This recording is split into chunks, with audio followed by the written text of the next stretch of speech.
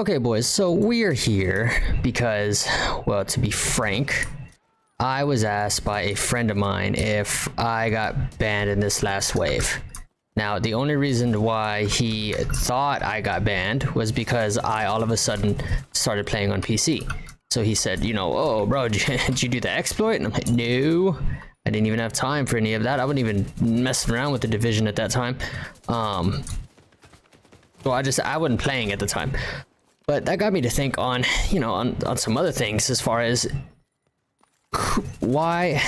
I mean, there's been a lot of drama about this banned situation and if it hurts the community, you know, this kind of industry as a whole. And to be honest with you, personally, I can't blame Ubisoft. And really, it's for one major reason. The Division already has its own niche of people, right? It doesn't have a huge fan base anymore. It's not nearly as big as it used to be. There's been a lot of hate at times for it because of, you know, lack of content. There's no new game coming out. Even Heartland has taken so long to even get to the testing phase. And no one can say anything about that because of the NDAs, but nor here nor there.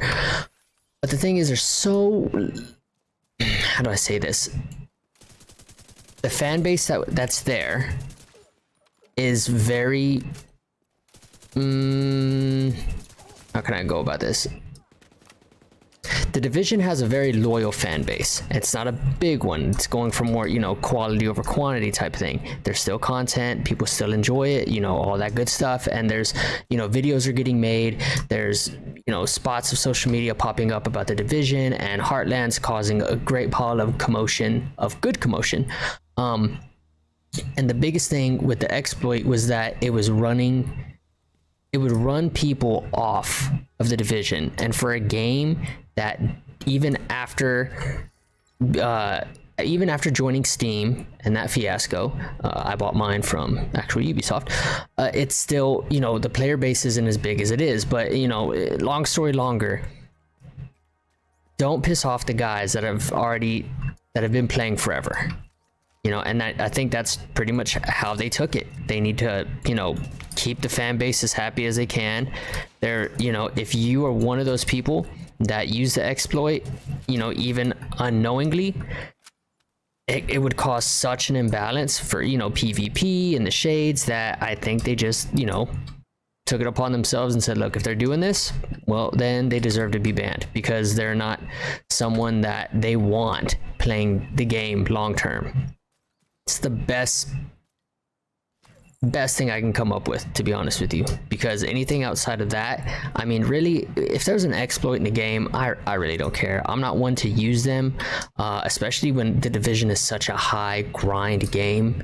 You know what I mean? It really pushes you to, you got to put in the hours. Okay, I know there's the boost thing I made the video on, and that's been great, but prior to that, you need to grind. You need to do exactly what I'm doing now. You get out there, you start shooting, you loot, and I mean, that's the most fun.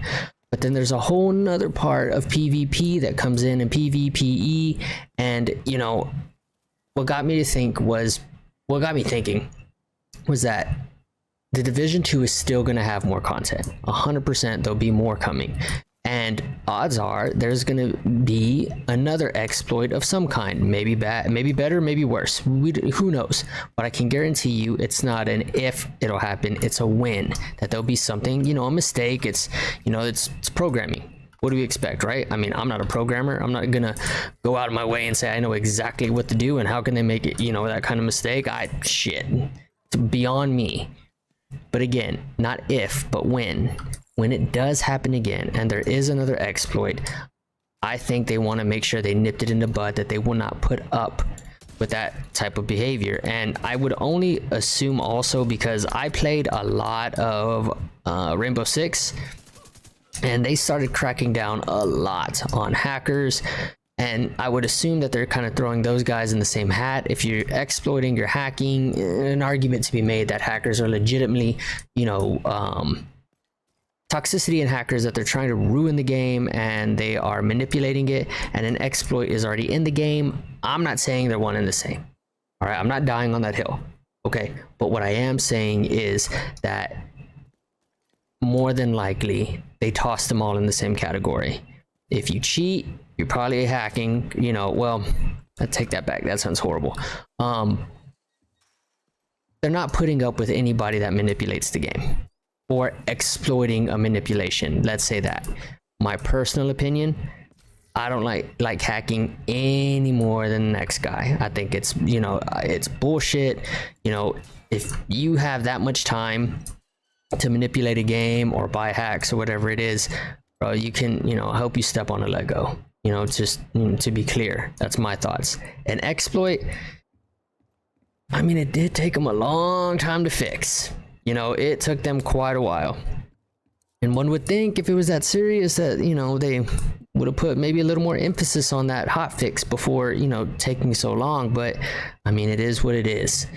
I would say just be careful, understand that, you know, Ubisoft is looking for more of those quality over quantity type of players, and they are not fans of anybody exploiting their game at all. So that being said, boys, I'm going to take off. I hope you guys have a good night. I'm going to start streaming on YouTube, so I'd appreciate, you know, a like, a follow, comment, anything you got. I appreciate it. You guys have a good night. Peace.